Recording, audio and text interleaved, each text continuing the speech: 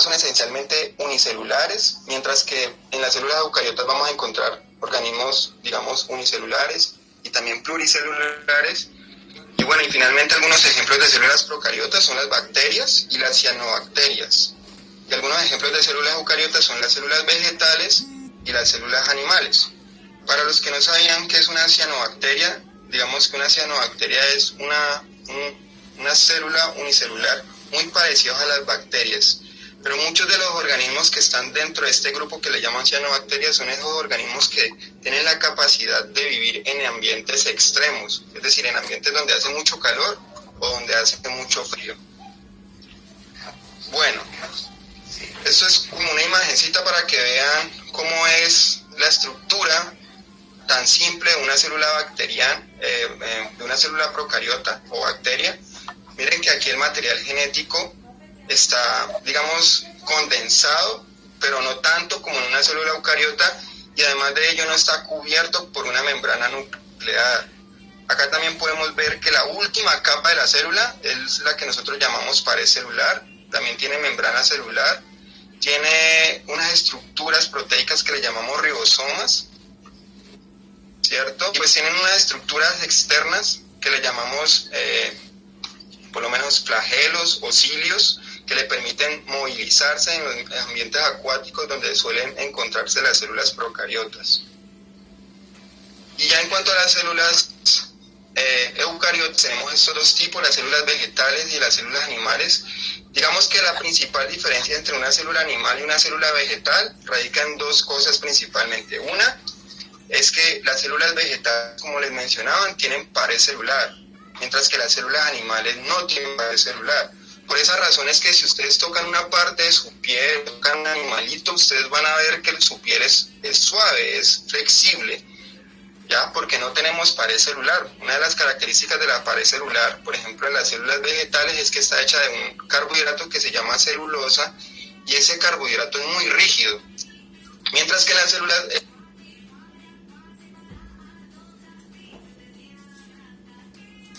Profe, se le fue el sonido. Se le fue el audio, profe.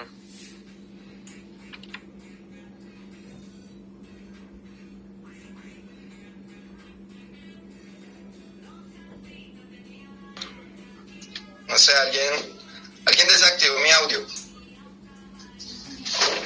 Yo no sé. Alguien lo desactivó, no sé. Es que creo que yo los puedo, por ejemplo, yo los puedo silenciar a ustedes y todo. Alguien lo desactivó de pronto, no sé. Listo, continuamos entonces. ¿Hasta dónde escuchar? Hasta la parte de la celulosa. Ah, bueno. Entonces sí, esa es como una de las principales diferencias entre células vegetales y animales. La pared celular de celulosa, que está conformada por carbohidratos conocidos como celulosa. Y la segunda diferencia es esta estructura que ustedes ven aquí, ya se la señalo. Esta estructura que ustedes ven acá que se llama vacuola. Miren que aquí en la célula animal no está presente, en la célula vegetal sí está esa estructura vacuola que ocupa gran parte del citoplasma. Profe, y esa vacuola se llena, dime. No estoy viendo el detalle de su cámara.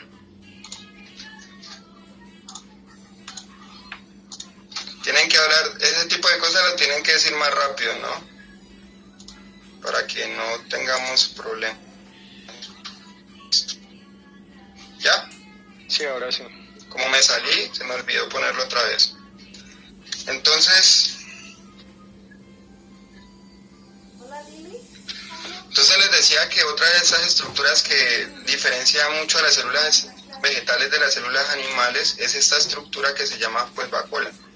Y es una estructura que permite que la membrana celular de las células vegetales tengan como una fuerza de turgencia o hagan una presión sobre la pared celular.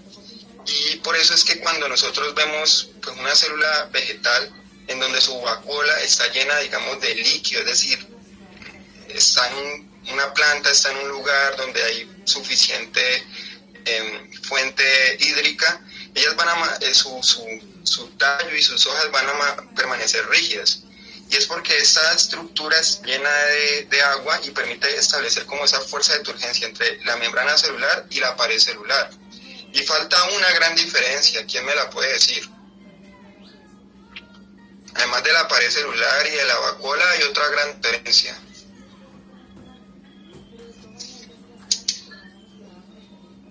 ¿Alguien sabe?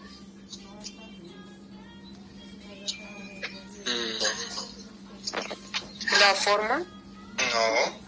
Por ejemplo, ¿se acuerdan ustedes que yo les decía que estaban los organismos autótrofos y heterótrofos? Pues todos los organismos que consideramos animales, las células animales, son células heterótrofas, digámoslo así, o pertenecen a organismos heterótrofos porque ellos no son capaces de producir su propio alimento, mientras que las células vegetales sí. ¿En dónde se produce ese alimento? ¿O cómo se sintetiza esas moléculas que necesitan para crear energía, que el cuerpo funcione bien?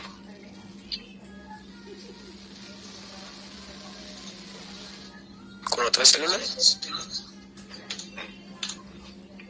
No, ¿se acuerdan que les decía que ocurría fotosíntesis?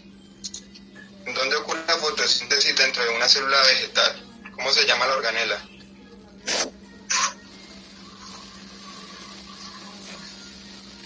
Cloroplastos, ¿no? ¿Ya acordaron?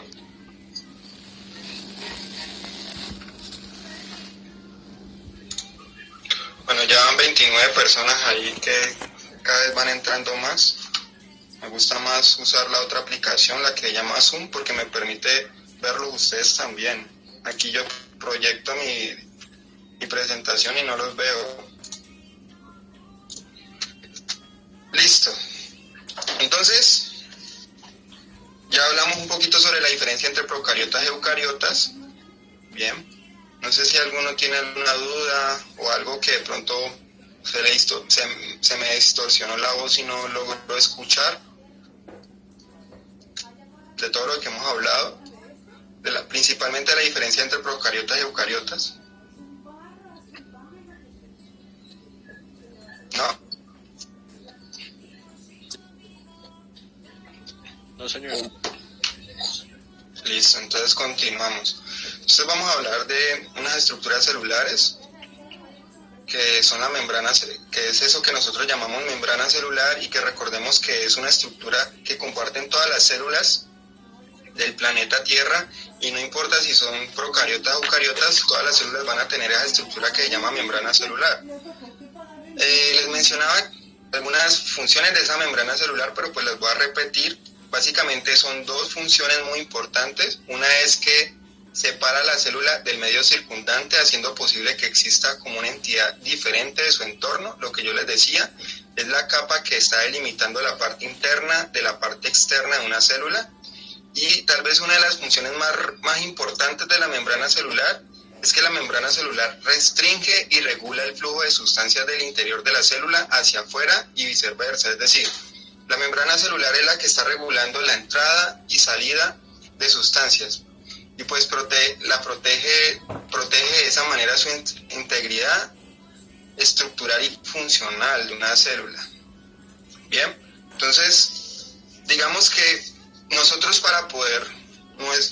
los seres humanos para poder funcionar, nosotros necesitamos alimentarnos durante el transcurso del día y también necesitamos expulsar ciertas sustancias de nuestro cuerpo, porque si se quedan en nuestro cuerpo pues serían dañinas para nosotros.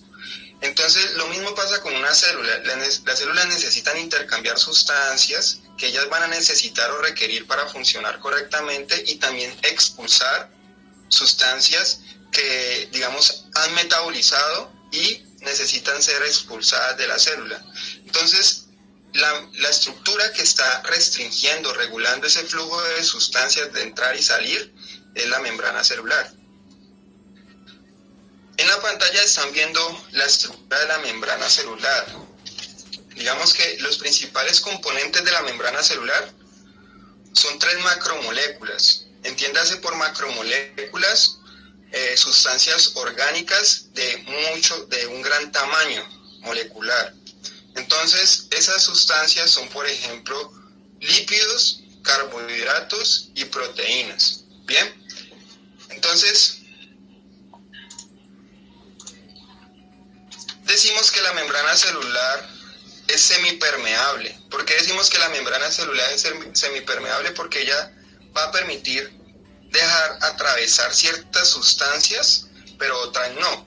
Hay otras sustancias que van a tener que atravesar la bicapa lipídica o la membrana celular por unos canales que se crean en ella. Entonces, esa bicapa lipídica está constituida por un tipo de lípidos que se llaman fosfolípidos. ¿Alguien recuerda cuál es la principal característica de los fosfolípidos? Los fosfolípidos, en esta imagen que ustedes están viendo en su celular o en computadora, son estas estructuritas aquí que tienen una cabeza y dos colas. Esos son los fosfolípidos. Y decimos que se llama bicapa lipídica porque se forman dos cadenas, una, digamos, hacia la parte externa y otra hacia la parte interna, dos cadenas de fosfolípidos. Esos fosfolípidos tienen una característica muy importante. ¿Alguien la recuerda? Casi no hablan. ¿Les da pena? Yo siempre escucho la misma voz. ¿Que son y ahí como semipermeables? No. Sí, pues si no... No, la verdad yo no sé. Eso, exacto, eso es lo que quiero escuchar. Si no saben, digan, no sé, profe, porque yo pensaría, pues me quedo callado esperando a que alguien se le quite el miedo de hablar, pero puede ser que nadie sepa. Entonces, más bien me dicen, profe, no sé. Entonces, miren, este es como un pequeño zoom que le he hecho a esta parte de acá, digámoslo así, en donde vemos los fosfolípidos. Entonces está una cadena y la otra cadena de la bicapa lipídica. Resulta que esa cabeza, que es esa estructura molecular que vemos acá, esa cabeza tiene una gran afinidad con sustancias polares. Aquí ya nos metemos un poquito a la química, con sustancias polares.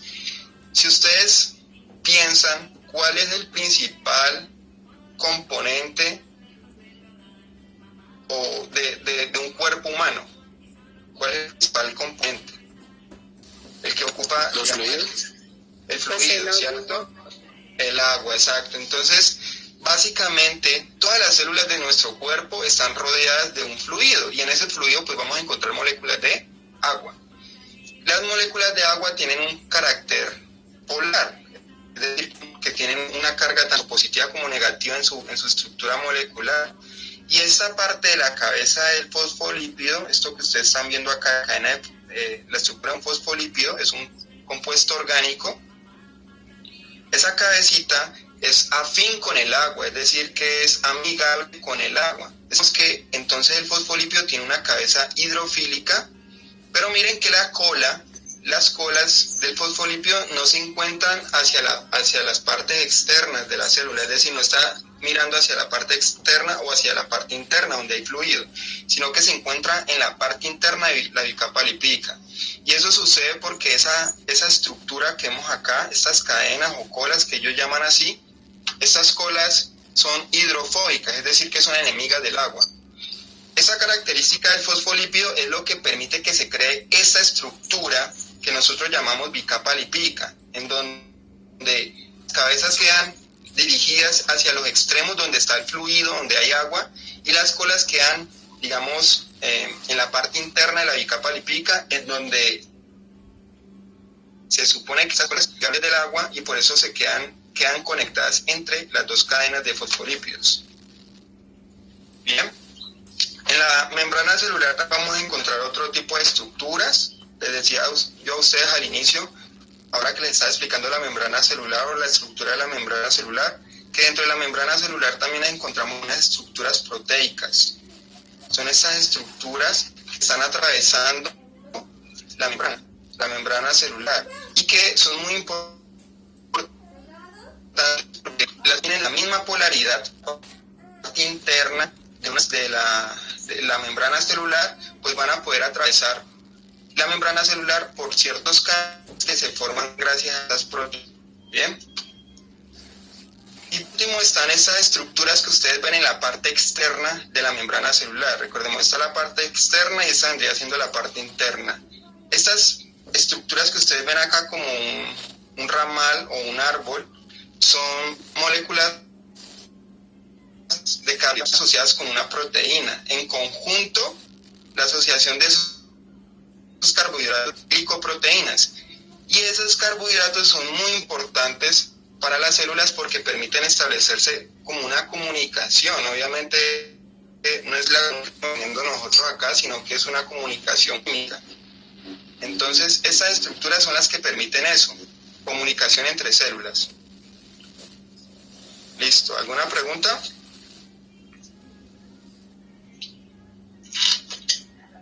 Bueno, el silencio me imagino que no. Bueno, No. entonces dime.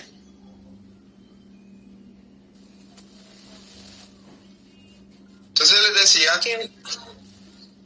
Que si vas a explicar también después lo de difusión y osmosis. Entonces yo les explico cómo es la dinámica, porque de pronto pensando, y profe, muy teoría. Entonces la idea es que yo les voy a dar unas herramientas conceptuales, que es lo que estoy haciendo en este momento, dándoles herramientas conceptuales, y luego vamos a trabajar las otras herramientas que ustedes van a necesitar para presentar las pruebas de estado, que eran como esas herramientas que le permiten a ustedes tener una mejor capacidad analítica e interpretativa de las preguntas. Entonces ahora, cuando yo termine de explicar esto, más o menos, vamos a ver unas preguntas tipo ICFES relacionadas con este tema, y ustedes van a tener la oportunidad como de poner a prueba eso que acabaron de aprender, a ver si atinan. Les doy un tiempito para que la resuelvan, 2 minuticos, y luego la socializamos entre nosotros. Entonces, sí, efectivamente voy a explicar los tipos de transporte de sustancias a través de la membrana celular. Entonces les decía que la célula necesita que esté entrando y saliendo sustancias, pero esa entrada y esa salida de sustancias se lleva a cabo gracias a unos mecanismos. Hay unos mecanismos, o digamos hay unos nombres para definir los mecanismos mediante los cuales las sustancias entran y salen. Para eso pues les muestro como este mapa conceptual resumen, donde la idea es que entendamos cuáles son esos mecanismos de transporte de sustancias a través de la membrana celular. Principalmente hay 2 tipos de mecanismos, se llaman transporte pasivo y el transporte activo. Bien, entre ellos 2 hay 2 o 3 diferencias. Una es la diferencia, es la manera como se transportan las moléculas en el pasivo y en el activo. En el pasivo las moléculas se van a mover a favor de un gradiente de concentración, mientras que en el activo se van a mover en contra de un gradiente de concentración. Entonces ahí va otra pregunta. ¿Qué entienden por eso de que se muevan a favor de un gradiente o en contra de un gradiente? ¿Quién me da un ejemplo? Si alguien tiene alguna idea. Así, yo no sé qué gradiente, ¿no? Pero pues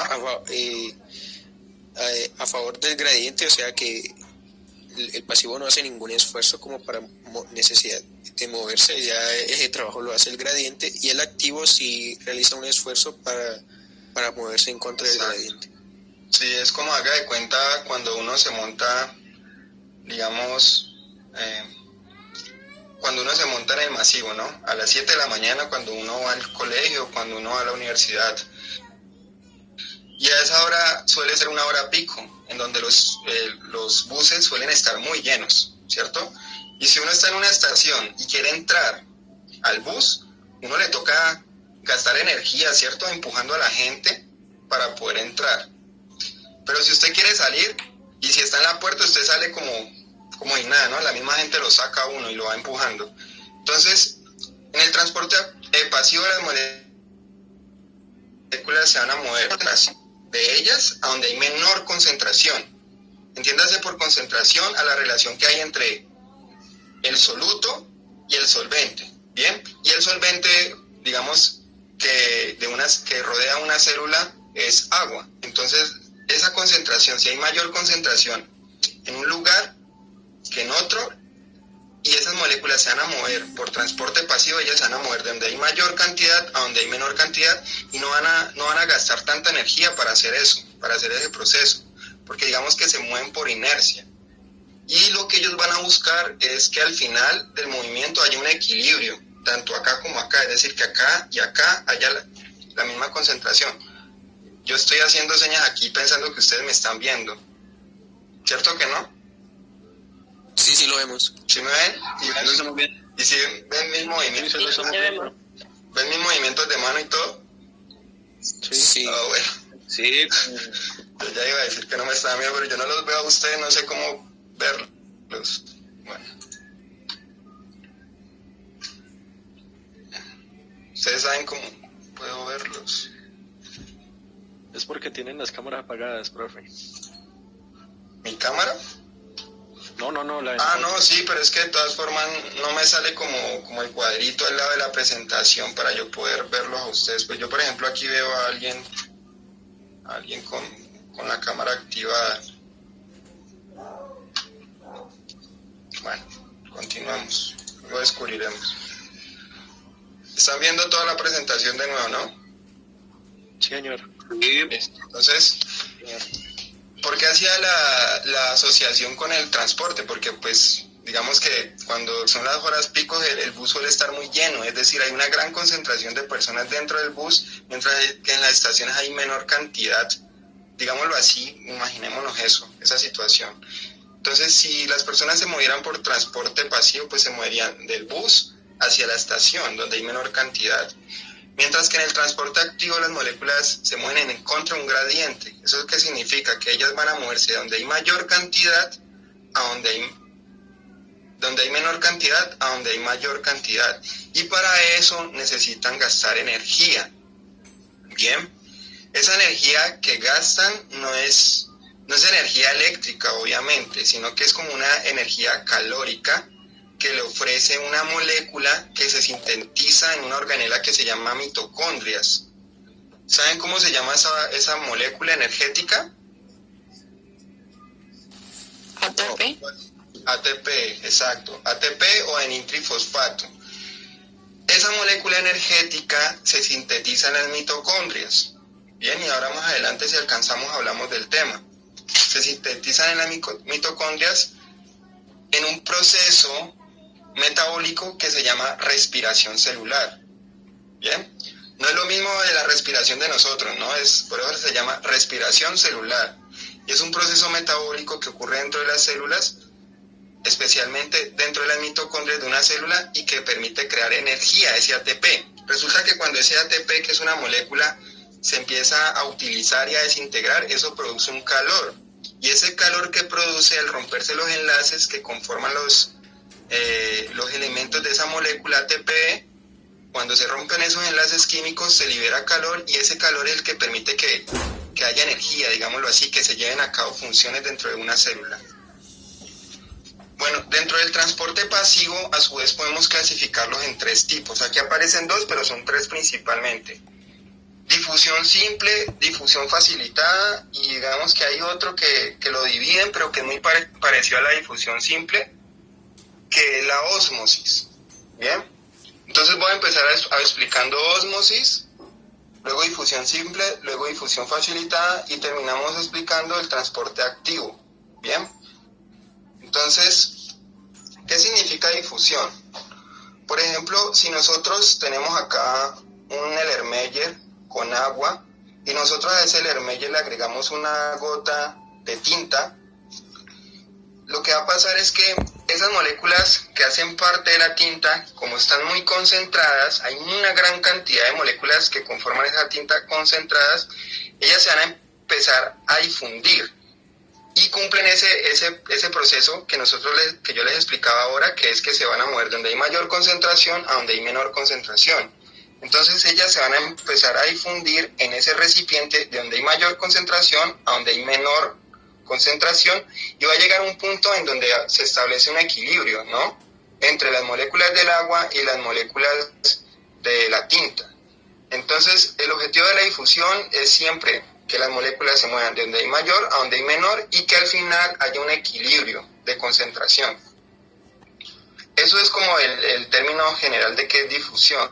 Entonces, ya si llevamos ese término a un proceso de transporte de sustancias a través de la membrana citoplasmática, podríamos diferenciar dos tipos de difusión, bueno, tres tipos de difusión. Entonces está la difusión simple, la difusión facilitada y la ósmosis. La ósmosis es el mecanismo de transporte exclusivo para las moléculas del agua. Es decir, cada vez que ustedes escuchan la palabra ósmosis, deben de entender que ustedes están hablando del transporte de moléculas de agua solamente. Y las moléculas de agua pues van a poderse mover por unos canales proteicos. ¿Por qué no van a poder atravesar la membrana celular? Porque las moléculas de agua tienen son polares, mientras que la parte interna de la membrana celular, como les decía, es hidrofóbica, son enemigas del agua. Entonces ellas no van a poder atravesar la membrana celular. Para que el agua pueda entrar y salir, va a necesitar de unos canales conformados por proteínas, donde van a poder entrar o van a poder salir dependiendo de la necesidad. A su vez también hay otro tipo